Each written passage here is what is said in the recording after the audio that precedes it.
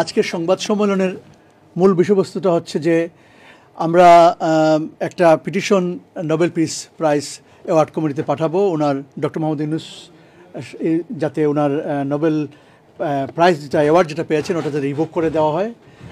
যদি কোনো কারণে রিভোক না করা হয় ওনাকে যাতে কন্ডেমনেশন করা হয়, ওনাকে যাতে সমালোচনা করা হয়। আর আমি যেটা ডোসিয়ে যেটা তৈরি করেছি এটা আপনাদেরকে জানানোর জন্য যে আরও 50টা মানবাধিকার সংস্থার কাছে এটা পাঠানো হবে, এটাও জানানোর জন্য আপনাদেরকে।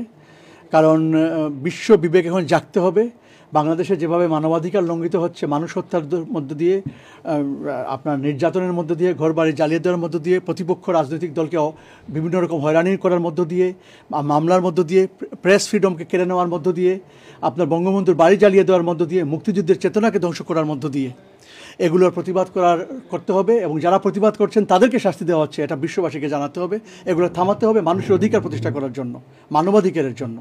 এই আন্দোলনকে চাঙ্গা করার জন্য এদের একটা পলিসি ছিল, যে পলিসিটা ছিল কি, যে আন্দোলন মানুষ যত মারা যাবে আন্দোলন তত চাঙ্গা হবে, মানুষ যত মারা যাবে শেখ হাসিনার বিরুদ্ধে সেন্টিমেন্টটা তত দানা বাঁধবে। সেই জন্য ওরা মেটিকুলাস ডিজাইনের মাধ্যমে 7.62 রাইফেল, যেটা বাংলাদেশের পুলিশ ব্যবহার করে না, সেই 7.62 রাইফেল আইএস থেকে এনে সেই 7.62 রাইফেল ব্যবহার করে বাংলাদেশের মানুষকে হত্যা করে শেখ হাসিনার বিরুদ্ধে যাতে আন্দোলনটা দানা বাঁধে, চাঙ্গা হয়, মানুষের সেন্টিমেন্ট যেন শেখ হাসিনার বিপক্ষে যায়, সেই জন্য বাংলাদেশে অসংখ্য মানুষকে হত্যা করে, হত্যার মাধ্যমে তারা এই আন্দোলনটি চাঙ্গা করেছে।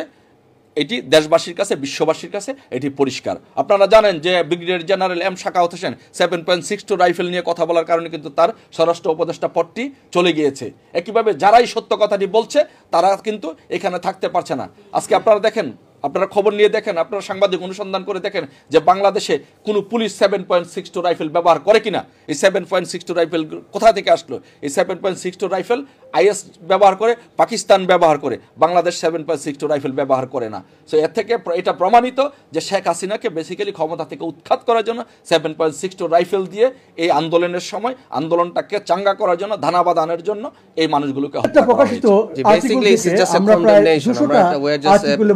To our international diaspora and community, international যত আন্তর্জাতিক সংস্থা আছে, we are appealing to them to condemn this violence in Bangladesh, to create artificial যেভাবে আমাদের যে ইনস্টেবিলিটি তৈরি করা হচ্ছে বিভিন্ন রকম far right and far left, হ্যাঁ, far right extremist, far left এক্সট্রিমিস্টের যে কম্বিনেশন করে, এই যে একটা ইঞ্জিনিয়ারিং ওয়েতে যে মব ভায়োলেন্স এবং এক্সট্রা জুডিশিয়াল কিলিং এবং দেশের অর্থনীতিকে অস্থিতিশীল করার জন্য, এটার মাধ্যমে কি হচ্ছে, বিভিন্ন এনজিও সংস্থা এবং বিভিন্ন যে সামাজিক ব্যাংক এদের লাভবিত হচ্ছে। তো এই নীতি থেকে, এই ধরনের বিজনেস নীতি থেকে যেন সরে আসে, ইন্টারন্যাশনাল কমিউনিটি যেন এটাকে প্রতিরোধ করে এবং এটাতে কন্ডেম করে।